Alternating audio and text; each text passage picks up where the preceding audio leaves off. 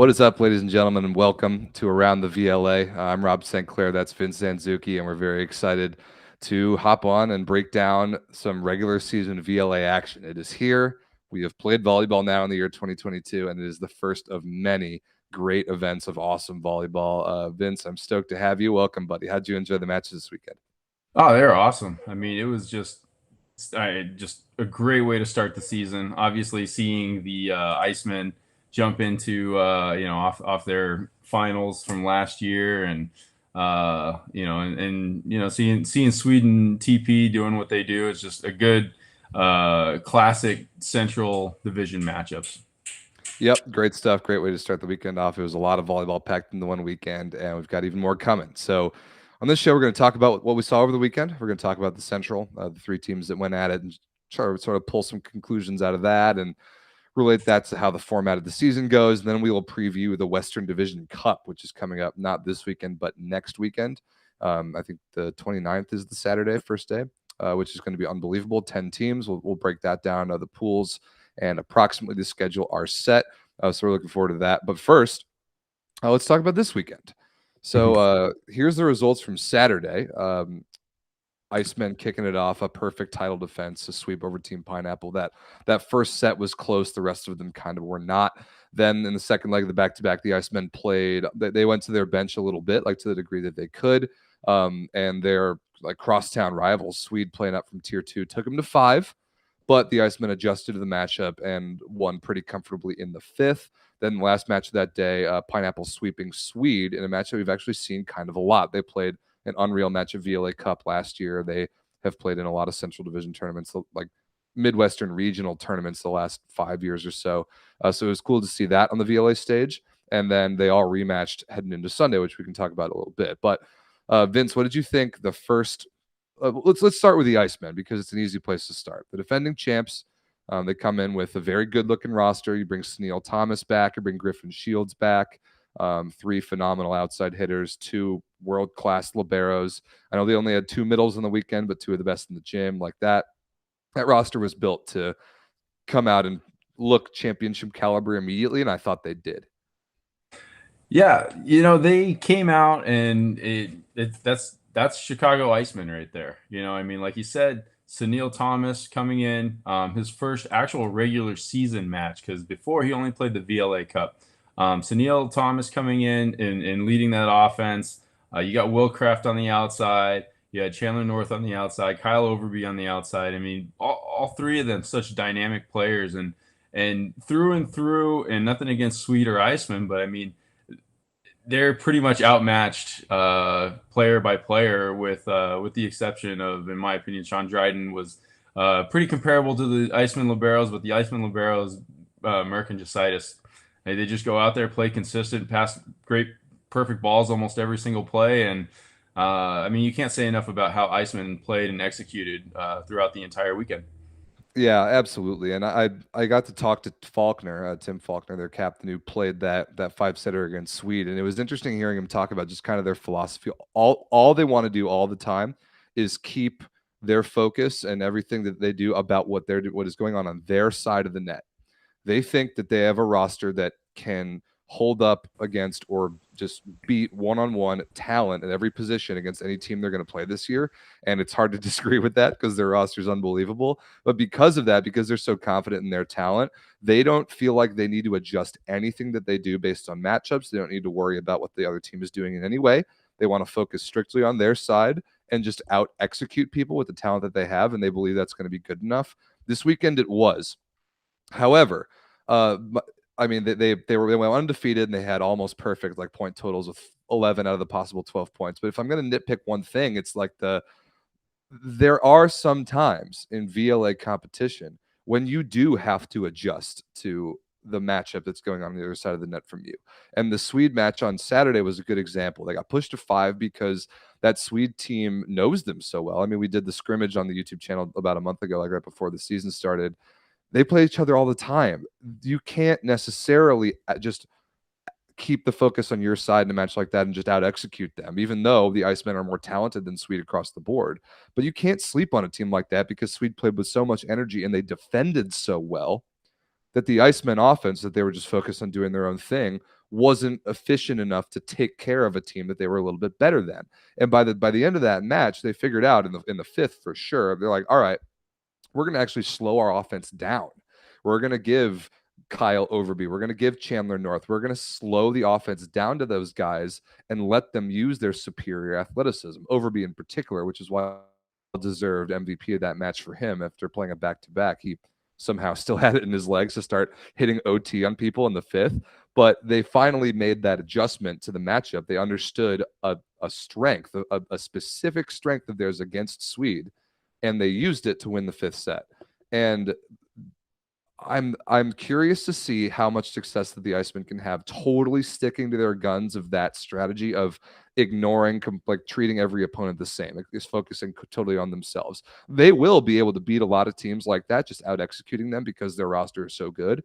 But a tier 2 team like that, pushing them to 5, I think is worth noting as we follow the Icemen for the rest of the season and see how willing they are to adapt to other matchups. Yeah, absolutely. And that's the thing with Swede is Swede knows Iceman. They obviously Chicago rivals. They play each other all the time. And the matchups there where Swede is such a ball control oriented team, they're very level. They're very I want to say complacent, but they just follow a similar line throughout the entire match. Where even if they're down 6 or 7 points, they're going to still play the exact same way. You don't see a lot of tension on the team. You don't see a lot of urgency. There's a lot of very good camaraderie on the group, and that's what helps them play against an Iceman, where a team that maybe needs to have that fire to compete with Iceman may be able to beat them if they're on top of their game, But if they're an up and down type of team, they're up maybe really high, but then they're low. It's gonna show. And Swede isn't that team. Swede is a team that's just gonna play nice and level, and they're gonna play their game. And even if it's 24-14, they're gonna hit that same exact ball. They're running that same exact play, and they just are consistent. And that's actually that's a problem for Iceman, because last year I felt like in the VLA Cup, that's what hurt them against Ruckus. Ruckus definitely played an even-keeled match. And when Iceman had opportunities to close out that third set, I believe it was that they lost, where they kind of had a lead and they blew it. That's one thing that Iceman will need to figure out. And again, like you're talking about, maybe it isn't necessarily an our side type of thing. It is they may have to make some adjustments where other teams will. So. Right. And so I agree with a lot of that. Some of that about Swede. I mean, I've played with them. I've seen them even more, and I don't totally agree that they are an emotionless team or like flat level emotional team. They will run their offense the same way regardless of situation. But I think there is some tension on that team. There is a little bit of mental weakness that I thought showed up on Saturday. If there are the only things that I was worried about Swede coming in, one was size. And they got a little bit bigger in the offseason and brought a bigger roster, and their little guys played really well, so that wasn't a concern. Two is rotation one. Last year in the VLA Cup, they were horrible in rotation one and lost a lot of close games because of it. And then three was mental strength, mental fortitude. They got in some close situations, particularly that third set in the first Pineapple match. I think they were up 23-19 and blew it 26-24. Like that was my concern about Swede. However, they can pull some pretty miraculous plays and draw energy from that because they're so good on defense. When you make plays like that on defense, especially when you slow down an Iceman caliber of offense like they were able to do in that second matchup Saturday, then you can pull a lot of emotion and sort of like snowball some momentum into your favor.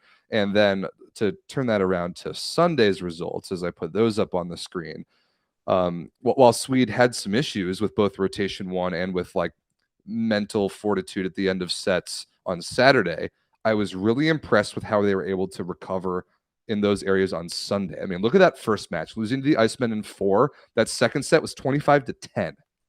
And the Icemen have a way of doing that to people where they just completely demoralize people because they're so good in every area. Like Sunil Thomas will rip 4 aces in a row. They'll stuff block 2 balls in a row. They'll like great, get 3 great block touches in a row and transition them on offense, and all of a sudden you're down by 7. Like that happens when you play the Iceman all the time. So Swede loses 25-10. They bring some guys off the bench at the end of the second, and then they completely turned it around. I was so impressed by that in an event like this where they're really playing, they're obviously playing up a division, they're playing a little bit out of their comfort zone. They got smoked in that second set. They turned it around. They showed the mental strength to win that third. I was very impressed by that. Yeah, absolutely. And that just shows you right there, not necessarily, I think, how there's flaws in the Swede game. I think that just shows how dominant Iceman can be. That's true. In all honesty, that's what I see right there. And watching that match, yeah, I mean, Iceman completely dominated their physical block. And then when you get past their block, you have a handful of the best defenders in the league. And so there's teams that are going to lose 25-10 to Iceman. Like that's not going to be an uncommon score, I don't think, this season, especially when we get into the cups and they're playing some of the tier 2 teams. I can see these being how it goes down, and I mean, this is the Chicago Icemen are the defending champs, it's as simple as that. And they're a very deep roster. They even when you look at who they will have later in the season compared to who they had just in this tournament, and nothing against a guy like Overby. He may not see the court as much as when you get a Wyzorek back, and there's certain guys that just won't see the court quite as much, but that's how deep and how efficient they are as a roster. And obviously, Sunil Thomas being the glue. Nothing against Tim. Tim does a fantastic job when he's out there. Obviously, winning the championship last year. But when you have Sunil out there, who is arguably the best setter in the league, that really just takes all the best pieces and puts them in there. And they're definitely the team to beat when it comes to teams in the VLA. They're obviously number one for a reason. I completely agree. And as good as the Icemen looked this weekend, what does that mean for Team Pineapple? Because as we look at how the divisions and how the standings already look after only one weekend, qualifying for the championships tournament will be the top 6 teams out of the 8 in Tier 1, including the 3 division champions. The Icemen walk away from this event with 11 points. Team Pineapple comes in with only 8 guys on the roster and only walks away with 3 in a division that only has 2 teams, because just the way the geography works, why Swede is up here, they're on the fast track to getting promoted. Does Pineapple have any chance of winning this Central Division? And if not, which I personally don't think they do, what does this mean for their playoff chances after this weekend? So when we look at the Pineapple situation with how obviously dominant Iceman is, I don't see Pineapple being able to recover necessarily from this, only because, and keep in mind, Pineapple had missing a handful of guys, key players, especially when you look at who they've got coming eventually. Jalen Penrose, when he comes back from Europe, obviously one of the best right sides in the game. Then you also have got Brendan Schmidt. He'll be playing in the later half of the season. Huge middle force, and Brendan Schmidt, Matt Walsh, yeah. Tomas Goldsmith coming back. Like that team will be good, but they've got they were playing at home this weekend. I don't really see any excuses for them to have put out only 8 guys and losing to Swede and getting swept. Statement game for Swede. They played unbelievable volleyball and they deserved it. But Yeah. Pineapple trying to keep pace in a 2-team division with the best team in the league in front of them, they've already dug themselves a significant hole towards making the playoffs, and it's only the first event of the year.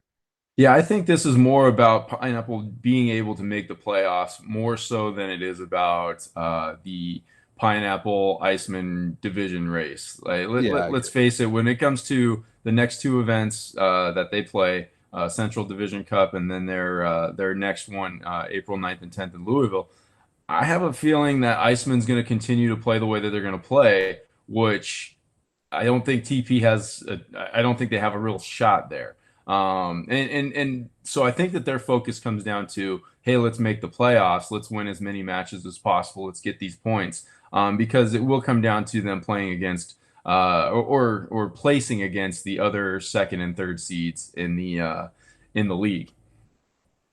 Yeah, in the other divisions. So I don't know what more I have to say about Team Pineapple, really. Yeah, How and about well, just to expand on the pineapple situation, yeah, I yeah, mean, yeah. they do have some good players, right? I mean, Yes. but this, if you look at their roster this past weekend, this has been the team that they've had for the past 3 years. And when they played the VLA Kickoff Classic in 2020, this was pretty much the roster they field, except for they didn't have Loy Ball and Chris Gislin. So you take those two away.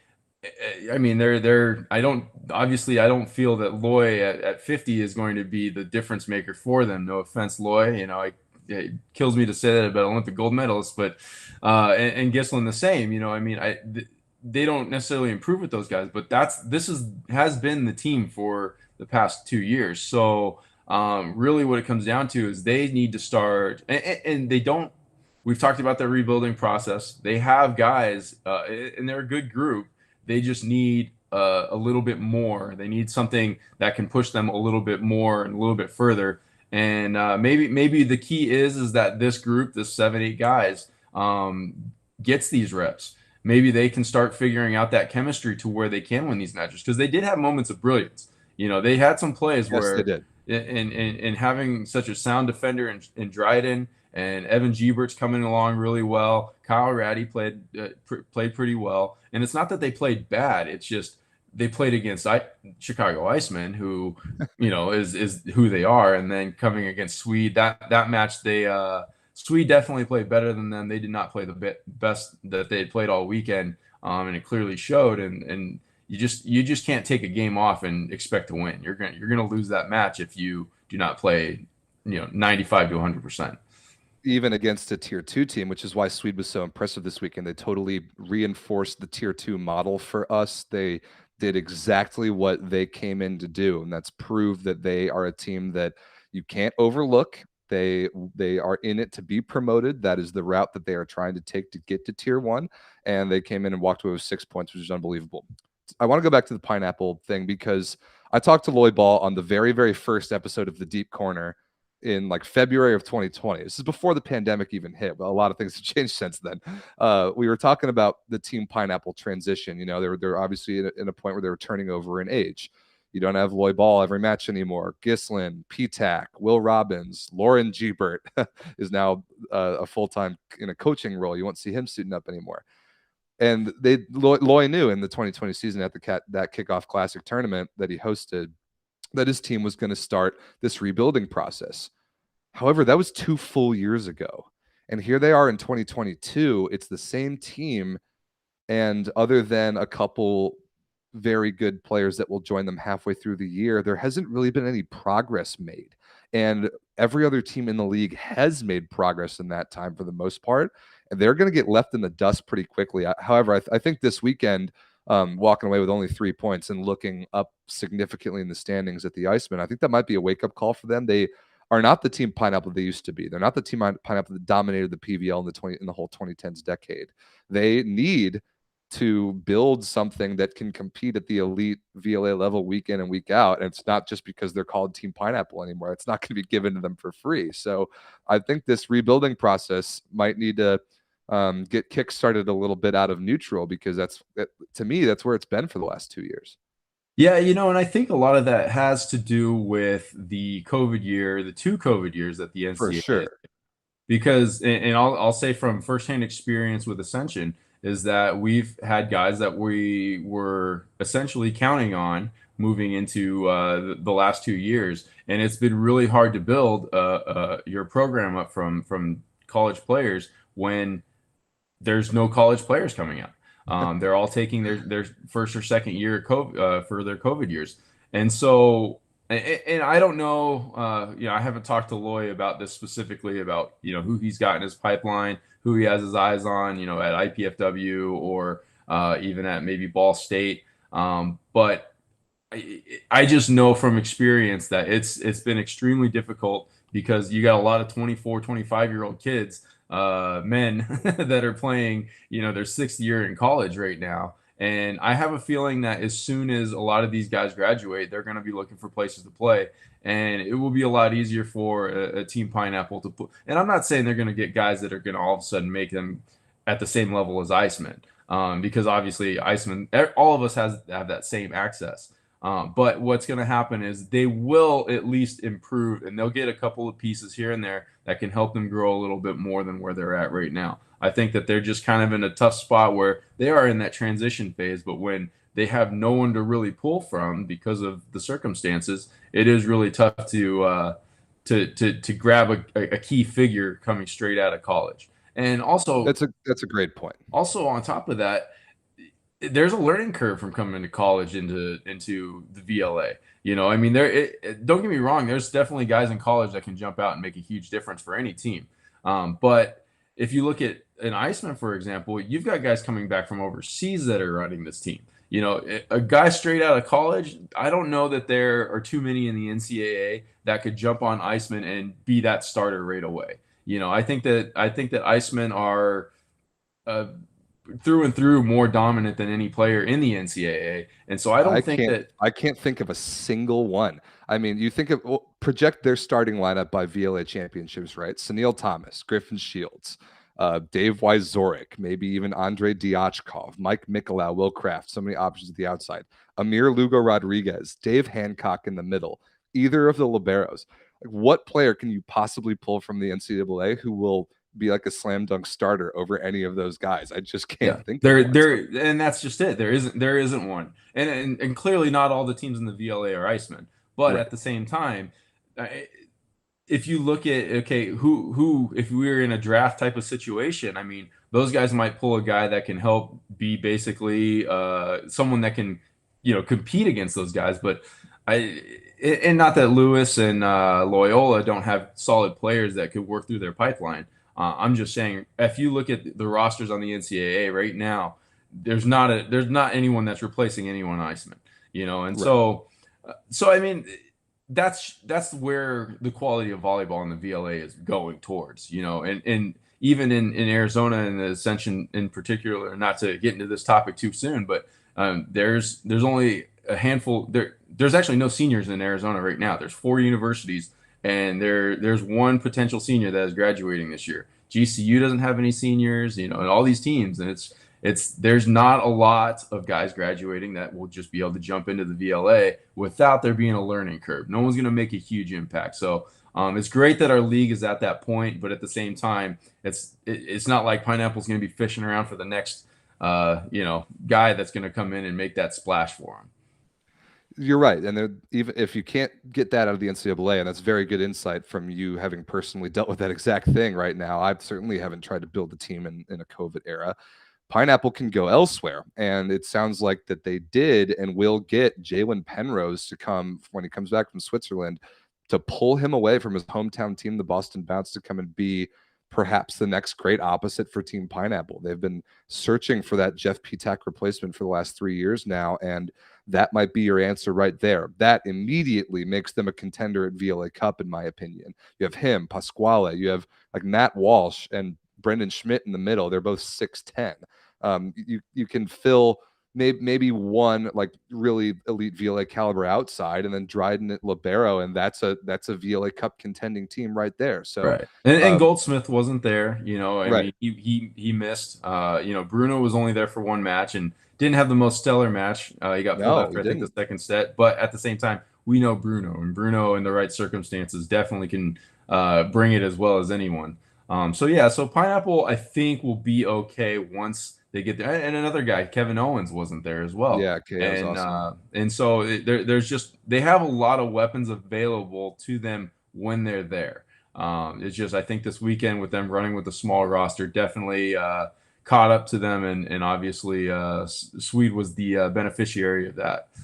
Yeah, and it's a consistency thing because they're going to need to field a good team at Central Cup in early March. You won't have the overseas guys by then, and then you have to field a good team in early April in Louisville. That's a good month before VLA Cup. You might or might not have the overseas guys by then. So if they have two more less than stellar events after that, then literally the only hope they have of making the playoffs might be to win VLA Cup, if not go on a significant run. So that'll be very interesting to follow. So I want to look at some highlights from this weekend.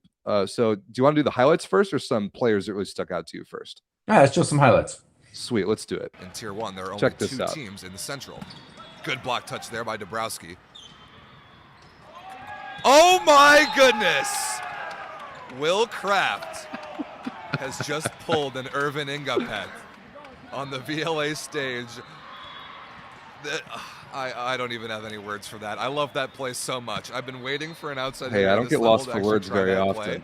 and it was absolutely perfect. Kraft taking an approach, looking like he's going to hit that ball out of the pipe, but jump I'm not at a loss for words. Look at Brandon. No Look at Brandon. I can't say enough great things about that play. Brandon with the big time fist pump. So that play is so awesome. So me personally, with this play, you know, and this is something that has gone viral in the volleyball world for a while, you know, and this play has gone on. And I've had, like, I coach a 16 threes team here in Arizona, and I've had them ask me, like, if we're going to try to run this. And I'm like, you guys can't even pass, you know, like if you make that defensive play, we'll worry about that first, you know? Right. And so when I saw Will do this, I mean, I was partially shaking my head, like, really? I mean, this guy, I can't believe he pulled it off, you know, of all things. And I mean, I think that it's an effective showcase play, you know. I mean, I don't think it's the most viable option. I think it's really just poor blocking at that point. It is definitely poor blocking, that's for sure. I'm gonna play it again. I want you to watch Swede's left side blocker, Grant Coker. Shout outs to you, dude. Who was awesome against Pineapple on Sunday. I can't remember which match this was. If it was Saturday, I think it was Sunday morning. Yes, Grant bites on this so hard. It's actually really, really funny. I actually disagree with you, Vince, a little bit. I think at the very, very highest levels, having the pipe outside hitter be your second setter actually is the future at the elite levels. For a time there in old school volleyball, it was the opposite. It was in right front. He would set like a high ball to strictly the outside. Then it became the libero who could set either pin. Now, I think that like your Irvin Ingapet or Yuki Ishikawa, like the guys who do it at the Olympic and professional levels all the time, have actually shifted that strategy a little bit. I think now you can run, you can, when your setter's taken out in the first contact, I think now you can have an offense that is still an advantageous matchup, hitters versus blockers, if you have that pipe as an option. If the guy can rip the ball onto or legitimately set either pin, I think that is like an actually good way to run your offense if the setter takes the first contact. So let's watch it again from Will. Yeah, absolutely. But yeah, I think the thing here though is too is watch the Swede blocker. Watch the Swede blocker. Oh my goodness! Will Kraft has just. I guess my opinion is make Will hit that shot first on the VLA True. stage. Exactly. Get burned. I don't even have any words for that. I love that play so much. I've been waiting for an outside hitter at this level to actually try that play. And it was absolutely perfect. Yeah. Just go straight to jump set. He didn't put an arm back like. But jump setting Griffin Shields, who had absolutely no block up. Oh man, so yeah, the Brandon celebration is awesome. Obviously, at you know, there's.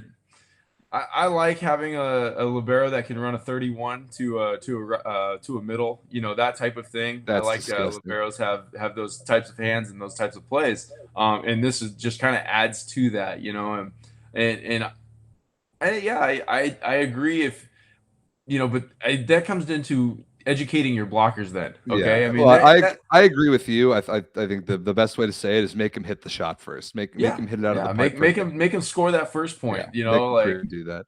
Yeah, I would rather take Will Kraft roll shot from the middle back than 50-50 ball from Griffin. Just saying. I'd rather block Griffin Shields on the right side on that ball, but you know, against no block. All right. Grant felt otherwise. Check out this. This is a sequence from Pineapple versus Swede on Saturday. The first 3 points of the second set. I just think it's a goofy and funny sequence. Set number 2 coming your way live on the VLA YouTube channel. I'm Rob St. Clair. Thanks for joining us. That ball was on its way out of bounds, but Evan Gebert tried to catch it in between his legs, and that is an ace serve for Jake Romano. Oops. Oh yeah, Shawnee, that's front and center, baby. Oh, yeah, man. I mean, this happens. So you're an opposite. You're running along the back row and get tagged by a ball and sweat about. But it literally hit Evan like in the middle of both of his thighs. Perfect pass there by Dryden. What a throwdown. Pasquale Fiducia Squall's like flexes on a Grant joust. Coker to the floor. Grant, I'm sorry we're like posterizing you on the show, dude. I really thought you played well, but that's Squall, as physical a setter as Did they we tag come, him only in about this before? It was 6'2", going to and he feature just Grant. beasted Yeah, on I that play hope right so. there. All right, this last one's pretty good too. Good float serve down the line, Overby on the left, and rotation one is roofed by Ratty again.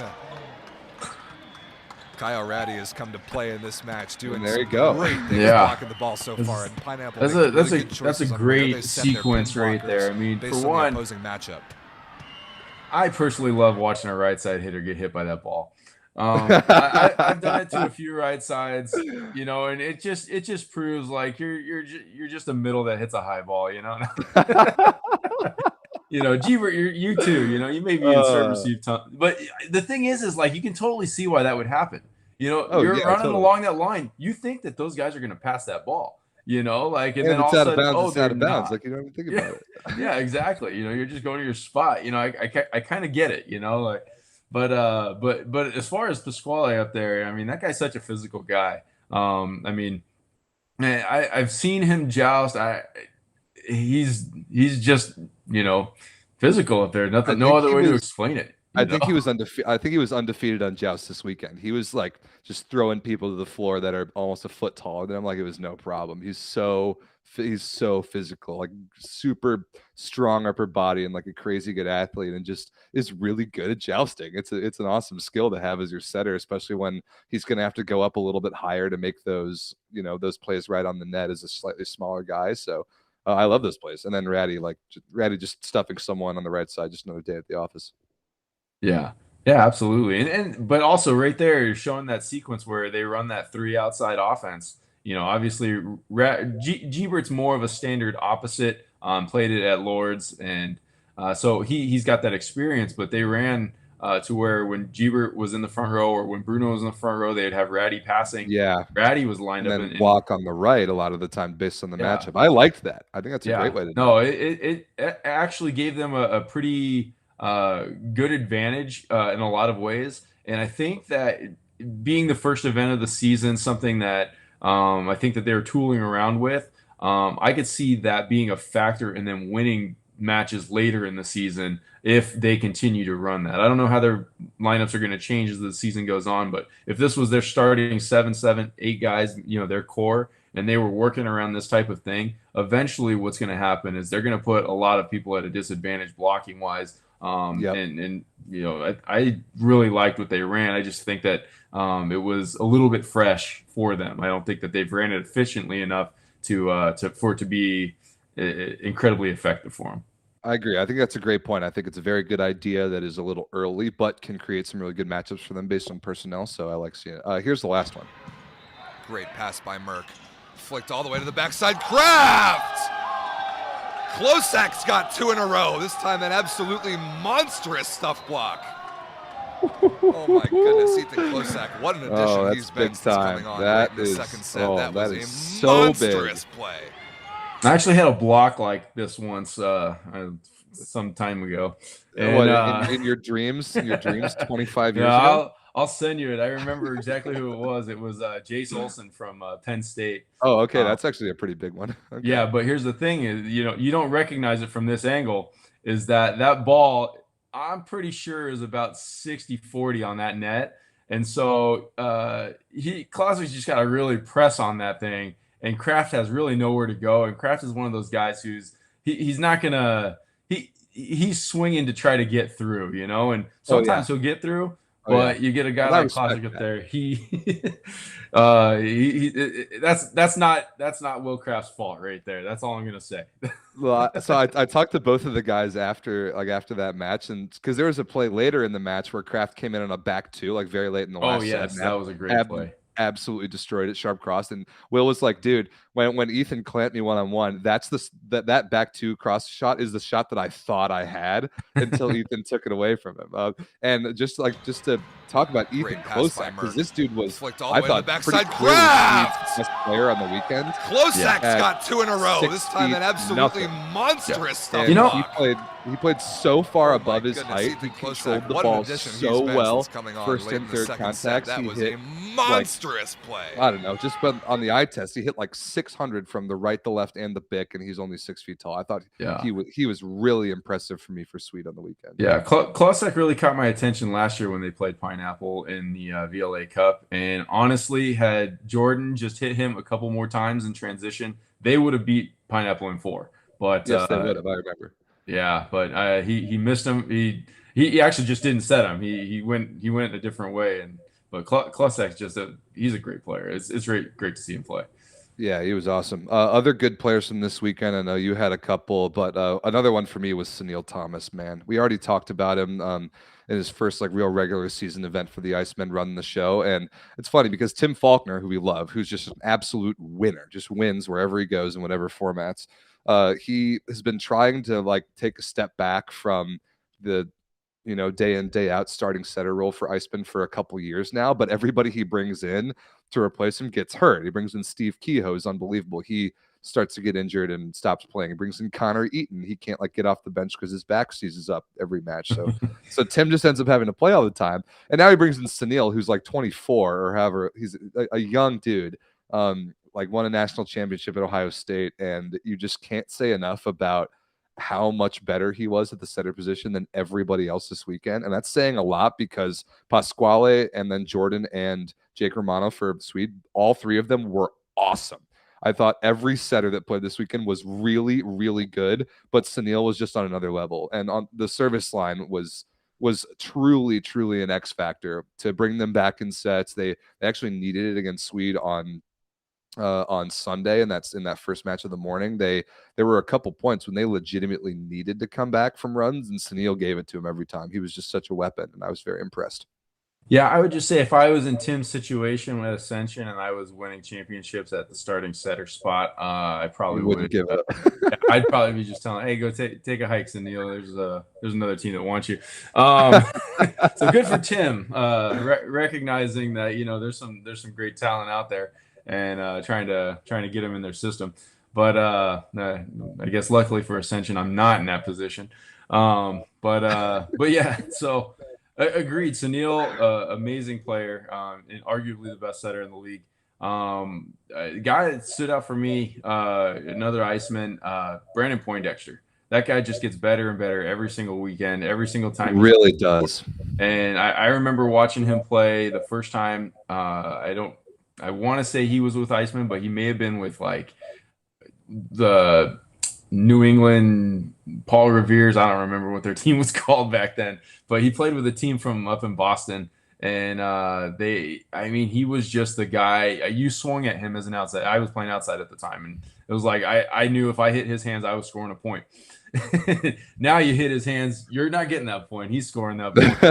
The guy is just he's gotten a lot faster with his arm. He's quick tempoed. He hits his angles hard.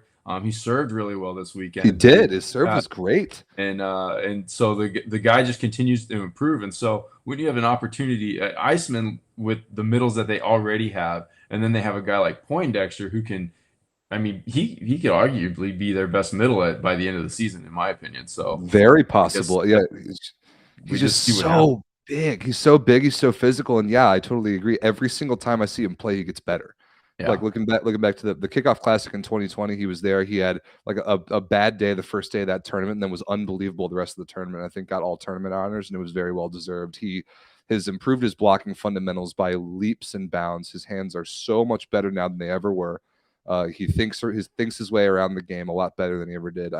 And he's just such a great energy guy. I absolutely love watching him play, and I think that's a great choice. Yeah. He just has great chemistry with the entire team. He's just totally. You just see positivity from him, and he's that's something really easy guy to play with and an easy guy to root for from the outside. Yeah, absolutely. And one Pineapple guy who I know you and I were blown away by, Sean Dryden. Dude, Sean Dryden. Oh my God. It was so good to see him back. Like last year we didn't see him play at all because he had a pretty significant calf injury. Like he was struggling to walk for months there. He was definitely not even thinking about playing volleyball, but he defensively from like the very first 10 points of the first match, I was like, oh my goodness, there is now a true difference-making libero on the floor for Pineapple, and I missed that without him, like when he was gone, and he's back, and he was just unbelievable. Even in that last match, let me pull up the score lines again. That last match against Pineapple, which they ended up losing 25-22 in the fourth, Sunil Thomas was serving for Iceman, had an opportunity to put that match away. And he was on a run, and he was in the process of putting that match away. And Dryden made this absolutely ridiculous like dive passing move into a seam on about as good of a serve as Sunil could hit, and absolutely put it right on Squall's head. Like didn't have to move a step. It was it was like a jaw-dropping serve receive play. Yeah, I remember that serve. And there just aren't that many liberos who are physically capable of making that play. And Dryden was just so good. And defensively, he was unbelievable too. And I remember saying in a broadcast at one point that the defensive energy he brings is contagious. And it was. And that's something that Pineapple's always been good at. And as long as he's there, they're going to continue to be good in that area. He's just so valuable. Yeah. Yeah. And that serve that you're referring to, I mean, that was let's say statistically, if that was an ace, that would have been Ratty getting aced. But yeah, literally anybody else would have gotten aced by that ball. Well, I mean, Ratty was right there. He should have probably made that move, but he wasn't moving anywhere. And Dryden swooped in and just dimed it. And and again, he I mean, was just spot on all weekend, and defensively just amazing plays. And in that Iceman Pineapple match late, they made the adjustments, particularly putting keeping that block inside on Griffin and Griffin Shields and forcing him hitting line towards him.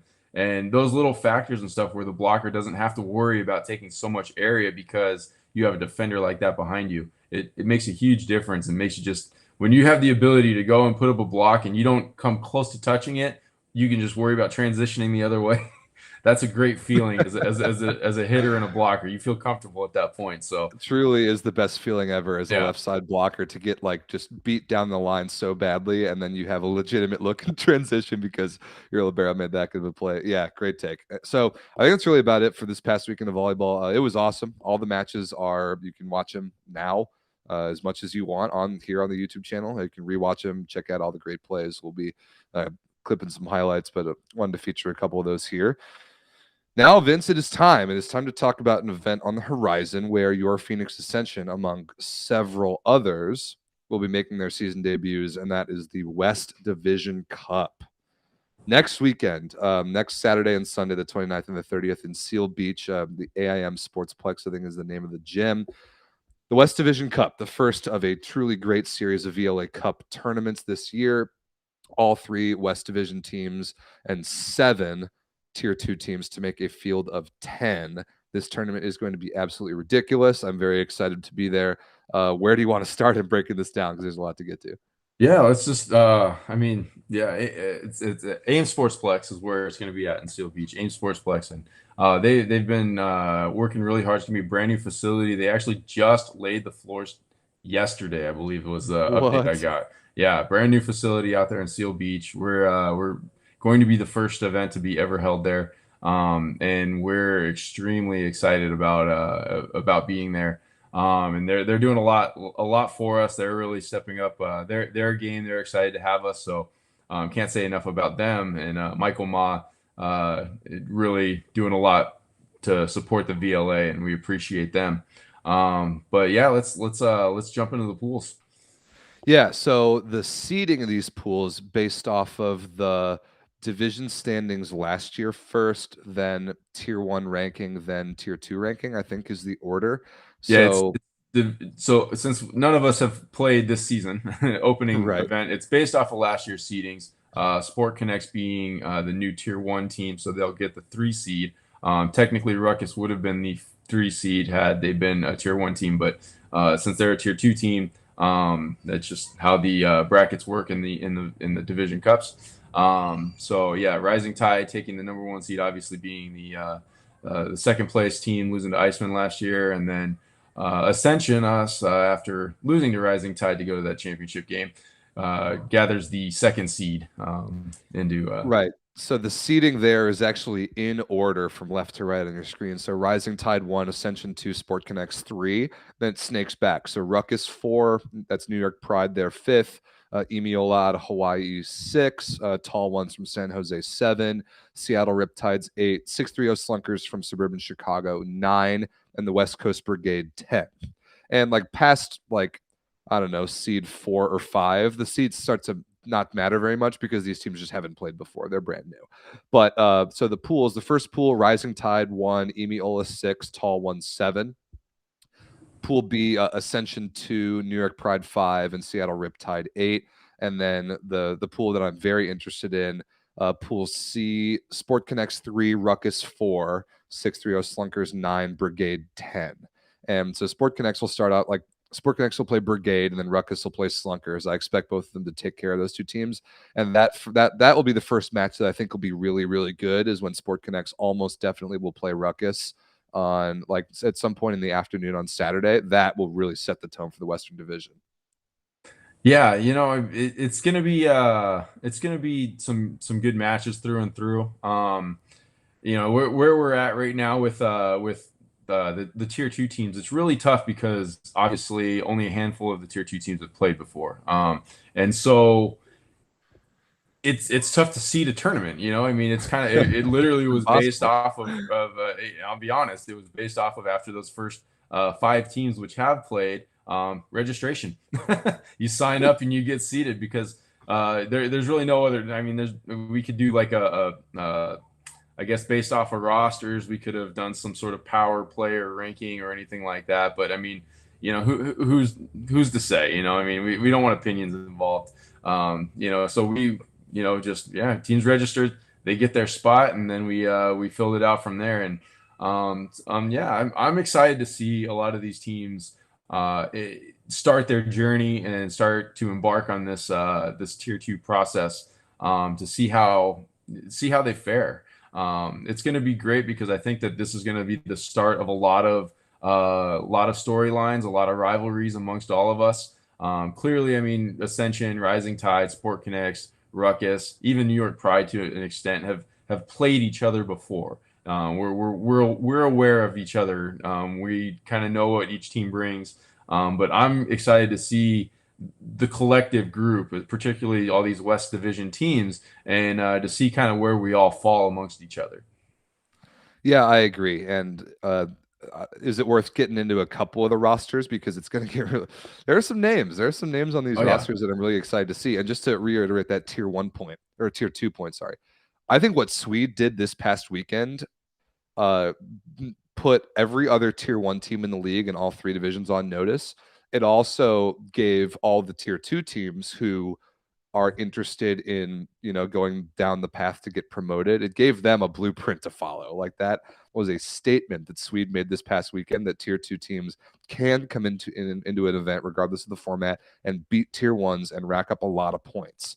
And these tier 2 teams are now going to be jumping into this West Division Cup, many of whom haven't played an event like this before, and they're going to have to find their footing pretty quickly because some of these rosters are pretty unbelievable.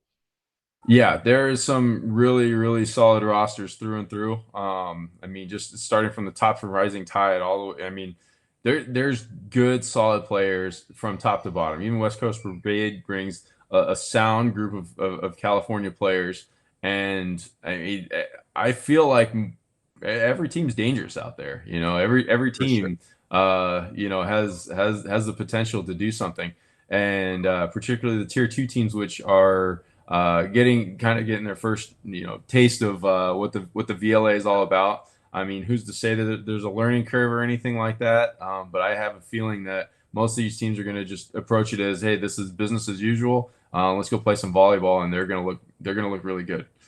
Definitely. Yeah. So Rising Tide starting from the top. Yeah, I agree. A couple key returners from last year's, not the VLA championships team was definitely a different story, but the VLA Cup team that went to the finals and lost to Ruckus, there are some returners from there, and that is like more of the core that I really think of as being the core of the Rising Tide. The first one, Chris Johnson in the middle, is as good as there is anywhere in all of volleyball. I think might have the most high level experience of anybody in the league, even maybe having played legitimate like USA senior national competitions in the last 5 or 8 years. So KJ is unbelievable. Rob Malahy returning at the center position from last year's VLA Cup team was very, very good. They might even be upgrading from him down the road later in the season, which is crazy too. But then some new names, like some decently high flying names from SoCal, like Davis Cannon opposite out of Long Beach State is a big name.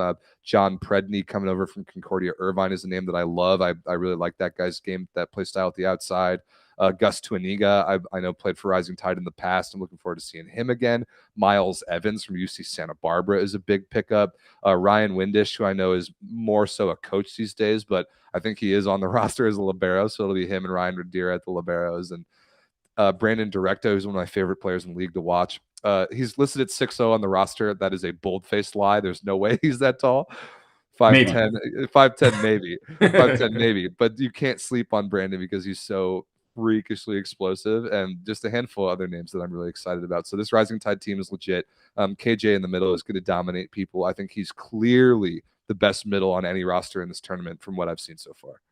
Yeah, I agree with that 100%. And that's the thing. Rising Tide, obviously the second place team last year, lost in both the VLA Cup and the VLA championships in the finals. And I mean, they're just such a dangerous team. And unfortunately, the history of Rising Tide has just kind of been that way where, I mean, they're so dangerous. They just haven't quite gotten over the hump of any championships. Right. You know, even in the PVL days, it's like they were right on the cusp a lot of times. But they just haven't broken that, that barrier yet to where they are the dominant team out there. And I honestly think that Rising Tide with who they can pull has the potential. Obviously, the West Division Cup to win that. I mean, they're going to have some stiff competition for sure. But I could see them still being one of the top teams competing for a championship this year. I mean, they should be, and I believe they are, the premier team in Southern California, which is the most men's volleyball rich area in America. Like, I know Ruckus had a phenomenal year last year, and a lot of their roster is returning, and we'll get to them in a second. But I still think of the Rising Tide as Team 1A in Southern California, and I agree. They have the pool to pull from that can win any tournament they step foot into. They really do have that potential. And I know they've been practicing a lot. I see all the videos from T Street and SoCal, like all the open gyms on AVB Networks channels and all that stuff. The level in those open gyms looks really, really high. And every new video they post, I'm like, wait a minute, this guy's in the gym with them. This guy's in the gym with them. The pool of talent is absolutely off the charts. And if I were playing or like managing the Rising Tide in any way, I would treat it the same way. You have the best pool of talent in all of America. You're the only tier 1 team in the premier men's volleyball region in the US. This should be your league to dominate. If you think about it that way, you can make that conclusion logically that the Rising Tide should be the best team in the league. And I'm excited to see if they can pull the players as the season goes on, starting with next weekend, to be able to do that. I think they have that potential. Oh, I definitely think they have that potential. I see Rising Tide as I think people would look at them as a sleeper just because of their history. But I could definitely, if you look at their roster, I mean, especially the guys that they could get back. I mean, if you get a Barsimian and Aaron Kubi back, I mean, they aren't listed for this tournament, but in the future, there's no reason they wouldn't be on the team. Yeah, all of them overseas. Barsimian in Spain, both Kubi and Matt August headed to India to play for like a month in a pro league they're starting up. So those guys will come back in the summer and hop right back in. Right, exactly. And I don't see any reason why they shouldn't be considered one of the favorites to I mean, clearly for the West Division. I hate to underdog my Ascension guys, but I mean, clearly you look at the roster and I mean, they've got the guys that are set to win championships. Agreed. So speaking of your Ascension guys, I want to give you the floor to tell us about your team and who you've got going into this tournament, but also clear up a little bit of confusion about some of the names and the overlap between your team and Ruckus the last year or two. I think that's been confusing with some guys going back and forth between the two rosters, but now might be an opportunity to have you the closest possible source. Just make that situation really clear. So your team going into the seeded second, I hate to say it, buddy, that will be a tough seed for your guys to hold. Yeah, and that's the thing too. Like I tried to state at the very beginning of this is sign up first, and we signed up second, so we were no, yeah. So I mean, with the Ascension, I mean we have, again, and also what I talked about at the beginning of the beginning of the show is that we've expected guys to graduate and to progress in their college careers, and we expected to have X amount of guys available to us that we could be able to pull into our program. And unfortunately, we haven't been able to do it.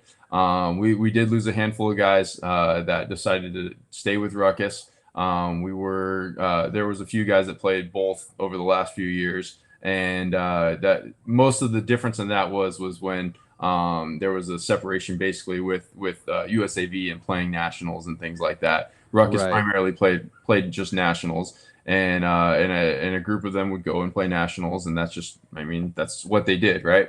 Well, now that they're part of the VLA, they're playing with Ruckus now, and they're full time, and it wasn't a surprise, it wasn't a shock. I mean, they play for Ruckus, that's who they are, And it wasn't like a bitter or like bad blooded split or anything. That was just the case. Yeah. That was my perception. Is there were guys that were playing for Ascension and VLA and like other competitions before that, and then they would play with Ruckus at USAVs, and this goes back years. So when those two teams finally started playing the same competitions, those guys had to make a choice, and that's what they did. So that's not a problem. It's not like drama. It's just you happen to have.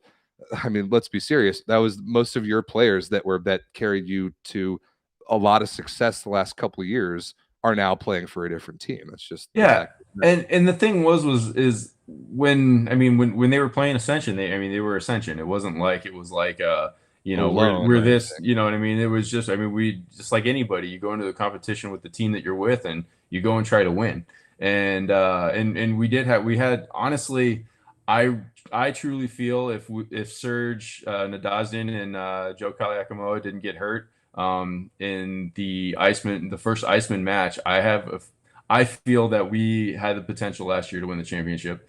I think that was pretty much our shot at the moment because of the rebuilding stage that we're in. But I think that was a culmination of we had been pretty much playing the same roster for the better half of 5 years. 4 years or so, and so that was like right, we were right there, but obviously our bodies didn't hold out, and so we kind of had to we took that last one on the chin to Rising Tide, and that was our end of our season. But kind of an end of an era, the way that you kind of look at the way Pineapple is with the PTACs and the Lloyd balls, and kind of having to move on to that rebuilding phase is exactly where Ascension's at now. And I'm actually really excited about our group. We finally had our first bit of competition a couple weeks ago, playing in a club NAIA tournament and whatnot, which we won. And we had some guys that really kind of showed where our team is at level wise, but also where our potential is. And like I said, we have a lot of young guys, a couple new guys. Jonathan Bishop's a big new first year player just coming out of U of A, a 6'7" middle. He's a guy that's really going to help us a lot. And then for guys we got returning, we do have a handful of guys returning. Sam Haggard has been with us since the VLA started. Obviously Zach Melger, who I feel very comfortable with as being the guy that's going to be our foundation for at the setter spot. Has been Ascension for years, and so Brian Lewis, of course, and oh yeah, that guy, I forgot about Brian. No, but yeah, and then Brian Lewis, obviously, who's he's in his early 30s now, and he's still trying to carry the workload like he's always done for us. But we are in a position where we're more focused on growth and trying to build our program back up, as opposed to where I felt like last year we were in a position where we could potentially win. I'm not saying that we can't win. I'm just saying that we are in a position where I think that we're fighting for, playoff spot as opposed to really. I don't know that we're going to be able to knock off Rising Tide right off the bat. We're going to have to work pretty hard to get there. So yeah, I mean, it's a process. It's just how, professional sports work. Yep, that's a very, very good take, very good outlook on your team. I completely agree with all of that. And so, just to wrap all that into kind of one conversation, I wanted to hit the Ruckus and the Emiola rosters now because they're all related, and come back for Sport Connects because just to make it super clear, the Ruckus is the team that a lot of the team that you will recognize from last year winning VLA Cup, and then Emiola out of Hawaii is under the same management. So Christy Yanamura, their manager, I don't know what her title is. She is awesome. I absolutely love Christy. She does such a good job providing for her players. She lives in Southern California, has been in charge of Ruckus for years, but has Hawaiian roots and wanted to set up her, like, I don't know, I don't want to call it a B team, but if Ruckus were to get promoted, Emiola would be their sort of feeder team that plays in tier 2. So those are under the same kind of management structure, but two totally separate teams. There will be no movement from roster to roster, at least for this tournament, that's for sure. And they could very well compete against one another in this tournament. So Ruckus has some of the Vince's old Ascension characters. Joe Kawiakamoa at the setter, one of the very best in the league. BJ Hiapo, his cousin, set for Ascension last year. Let's see who else. Mark Olson, one of the best middles in the league. Taylor Harrington in the middle, all played for Ascension before. And then a couple of the other guys like Serge and Connor Doherty, CJ Suarez, all playing for Emiola. So just to make that clear about how the relationships between those two and those three teams, I guess. Yeah, no, and I mean, we all got to kind of find a place, right? And particularly with the way that our seasons kind of went in 2020 and 2021, the VLA wasn't where we're at now. We were still trying to establish the proof of concept of the league. And so we did have a little bit of looseness as far as where players could play. Obviously, if we told Ruckus at the beginning of the year, hey, like, these guys can't play with you in the VLA Cup because they're already on Ascension roster. I didn't have that conversation with Christy, but I mean, they would have played with Ascension. But we don't want to exclude. That's not what we're trying to do. We're trying to get teams into the league. We want the best players playing together. We want teams building.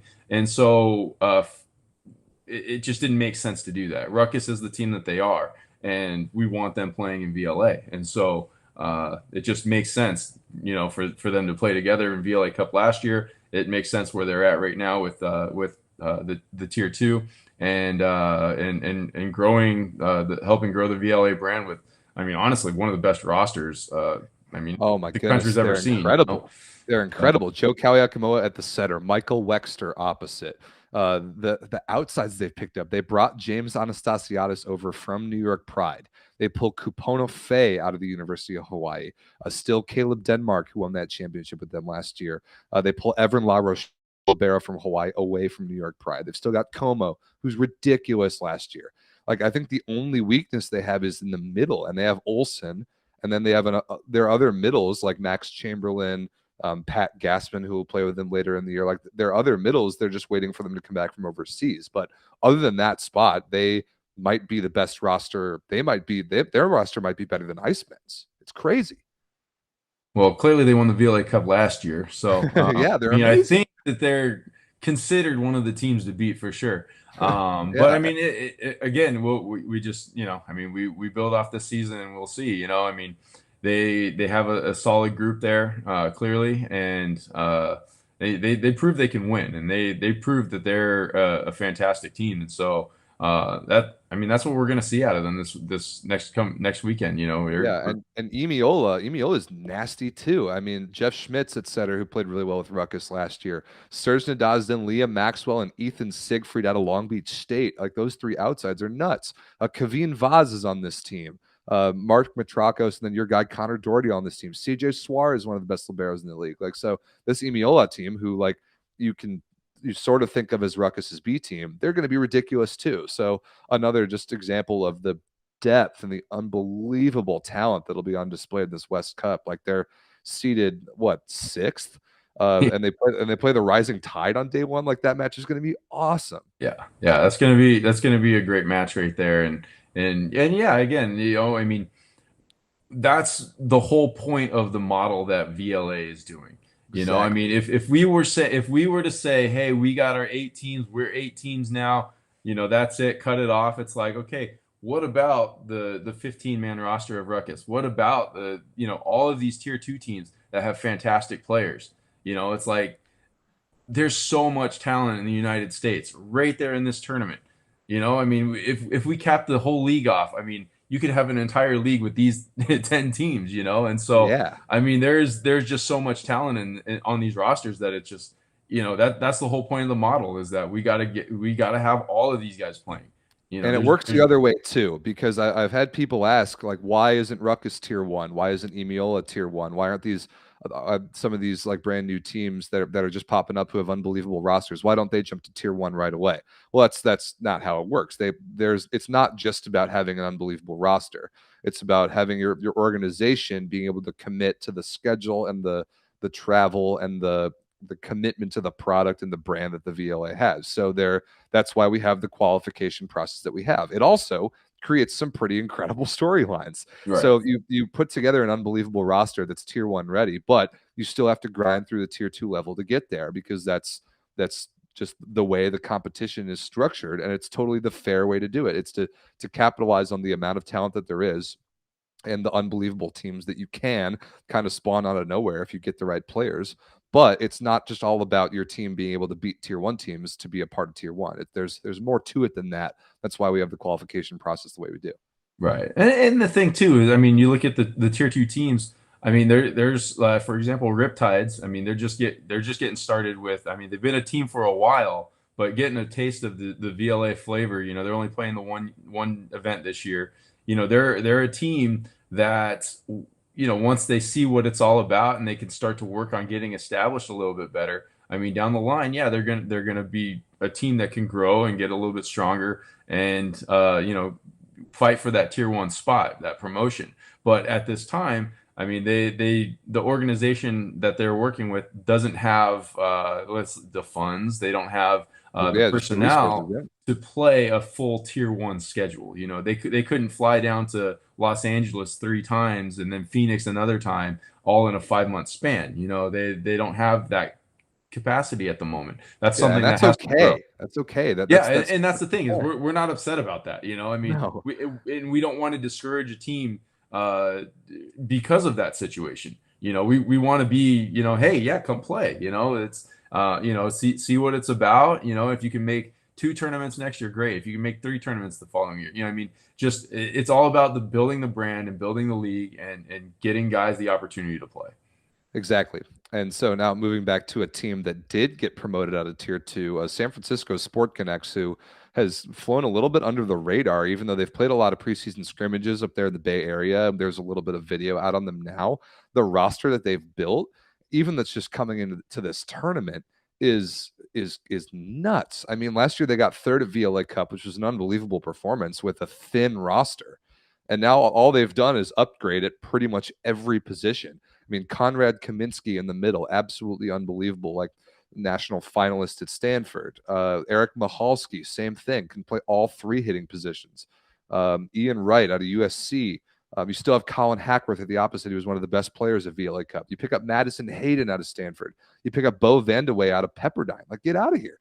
And Ryan Bridge, who runs this team, has done such a good job, and he was so good at VLA Cup. And then he goes out to Fuga to perhaps start over him at the setter position, also out of Stanford. Like, the relationship that Sport Connects has with Stanford's program, with Beta Bay's junior clubs program, which is absolutely elite, with like Menlo, with UC Santa Cruz, what Ryan Bridge has already been able to build, and having been tier 1 for like a year, is super impressive, and exactly why they got the promotion that they did. You still got like Nick Iorfino, Kirill Rodenko, who were unbelievable at VLA Cup last year. Like, I'm super excited about this team at VLA Cup. I think they're being slept on incredibly hard, and I would be shocked if they didn't make like at least the semifinals of this Division Cup. I think they're a team on that level.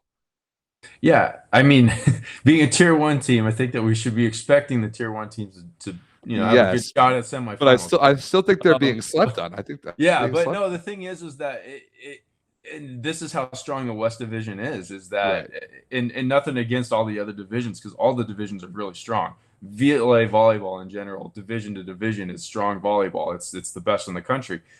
But then you can, amazingly enough, sleep on a roster like Sport Connects, and I don't think anyone's sleeping on them. I don't think anyone's definitely Ruckus isn't looking past Sport Connects in that, in that potential matchup. And even West Coast Brigade and the Slunkers, I don't see anyone necessarily, I don't see anyone thinking, hey, this is going to be a break. This is going to be a match that we're just going to, walk through and then move on to the next one. I just don't see that in this level of competition, and I don't see any of these rosters allowing that to happen.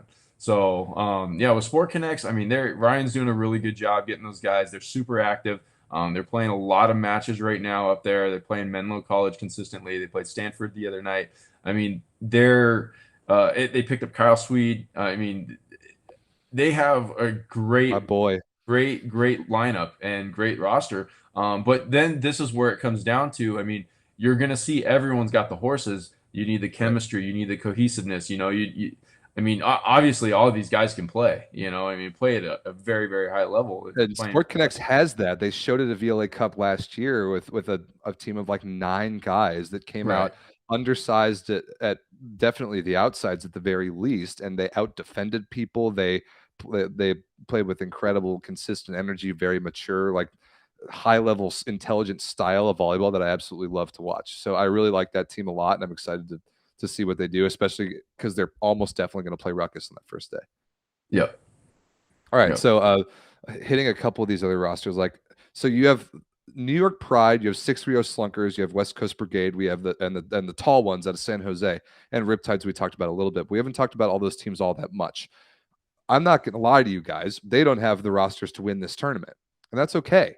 I wouldn't pick any of those teams to win this tournament. However, some of them who are trying to build their rosters over the next couple years and build up to that point are going for the approach of playing in as many events as they can to grab at whatever points they can here and there and just play as much quantity as possible in an effort to rack up the quality of points you need to get promoted after several years. And that is a good strategy. Like New York Pride is playing, I think, every event, aren't they? 630 Slunkers might be doing the same. Yeah, so right now, Pride, Slunkers, West Coast Brigade, all 3 of them are intending to play every single event. And all 4 cup tournaments. All 4 cup tournaments. And that's going to be huge going down the line, because if you get a team that plays maybe 2, I mean, if you go and win 4 matches, great. But now these guys only have to win 2 to get those same points, and they're going to, if they could surprise teams. I mean, obviously Pride, beat us in 5 last year in kind of I don't want to say it was like a throwaway match or anything like that, but I mean, they didn't have Gassman or Anastasiadis playing. I clearly wasn't playing that match, so I mean, throwaway match, but no, I mean, you get those times where like that match actually mattered. I mean, they beat us in 5 and grabbed 3 points from it, and so those are the types of things that is going to happen. It's where I mean, yeah, they may not beat Rising Tide. I mean, we actually play them the second match. We may I mean, if we beat them, I mean, whatever happens. But then they're going to play another team that of comparable likeness, and they can grab points that way. And that's just one of the things that is kind of the beauty of the format, is that all these matches matter, and even when we get down to consolation matches, they earn 3 points by beating us in a consolation match. That is a huge example of how important every single match is and why every match is relevant. And if we get into that situation, Ascension gets into that situation, hey, we need that win against, whichever team we play against, because we're fighting for a playoff spot, because it matters for us, and so no matches, every single match matters. There's no throwaway matches to the entire league, entire tournament. So it's, if these teams are taking the long approach like this, and not to be offensive to them, I hope we put a little chip on their shoulder and make them go, hey, we're playing to win it now. Great, go for it, But yeah, I mean, they're playing all 4, and they're trying to play the long game there, and I don't see why any of them couldn't actually make a tier 2 championship spot with this approach. Based on quantity alone. Yeah, I totally agree with that. Yeah, the consolation matches are going to matter tremendously.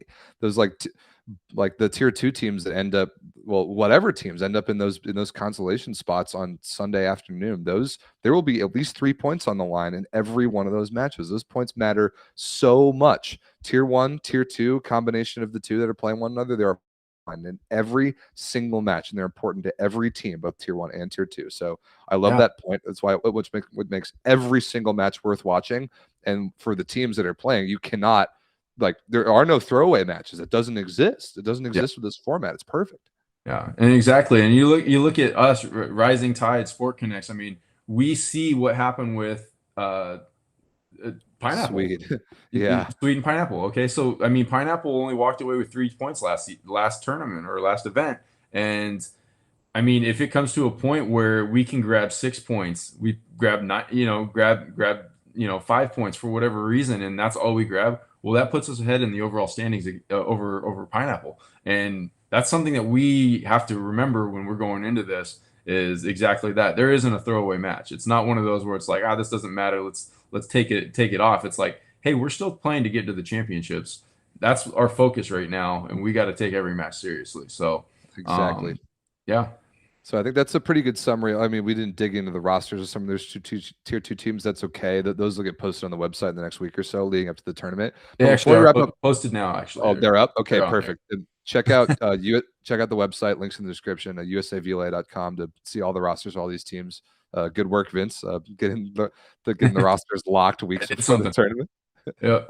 The last thing I want to do before we wrap up the show is talk about the format a little bit, because this is how the scheduling in particular is going to be a little confusing for spectators from the outside, but it's the best possible way we can maximize court space and time for, like, at the actual event. So I want to explain how this particular event is going to work, and then the structure is going to be very similar for the rest of the VLA Cup tournaments. So there will be 2 courts at this event only. We are going to be able to run a 10-team 3-pool tournament on only 2 courts. So the first 2 matches in the morning will start at 8 a.m. Pacific. One is a Pool A match. The other on the other court is a Pool B match. Immediately after, whichever one of those matches ends first, the clock will start right away, 30 minutes right away, and the first serve of whatever match is next will happen 30 minutes after the very last point ends of the match before. So after those first 2 scheduled matches, there will be a list of matches that need to happen, but those matches will not have a court assigned to them. It'll be a first available court situation, because maybe a match goes 3, maybe a match goes 5, maybe the time difference there could be up to an hour, and then we're totally wasting time if one goes 3, the other goes 5, we're waiting for one to finish or whatnot. So the first 2 matches of each day will be scheduled at 8 a.m. I think that it's the same on Sunday, but then after that, it's just a list of matches that need to be played. And as soon as a court is available, the instant a match ends, 30 minutes on the clock, first serve the next match, whatever is next in line is 30 minutes later. And that's how it's going to go. So that'll be a little confusing on stream, but we'll keep it as up to date as we can. But it's the best possible way to maximize matches, court space, and time at these cup tournaments. And that's how all 4 of them are going to go. Yeah. And the format it's been played, tried and true by our counterparts, the AVP. If you ever paid attention to any of their qualifiers, and this is the exact same format that they run. They go down the list of tournaments. They, in the tournament, in the qualifier, each bracket, and they schedule their matches accordingly. And it's a very effective way to, I mean, shoot, those AVP qualifiers, sometimes there's hundreds of matches in those things. And they run that on, 10, 11 courts, sometimes less than that. And so one thing that we found is that last year when we ran the VLA Cup, and there, I mean, we're a growing league, and we need to educate ourselves accordingly, and how do we can maximize our time. And one of the things that we noticed was that we had a scheduled court, and we had a court that was running on basically, like a half-hour time frame type of thing in between matches. And there were times where matches would end on that live stream court that we were running, and there would be an hour and a half in between matches. And it's just it's not efficient way to run a cup style event. And so basically, yeah, the other thing too, Rob didn't discuss, is that our cups are viewed online through the YouTube, but it's a members only thing. We'll be releasing the matches after the fact and they will become available to the public. But it is a VLA member subscription only access. We will be running the finals as open to everyone, but as far as the actual tournament itself, it will be streamed and it will be for YouTube VLA YouTube members. So make sure you get that membership.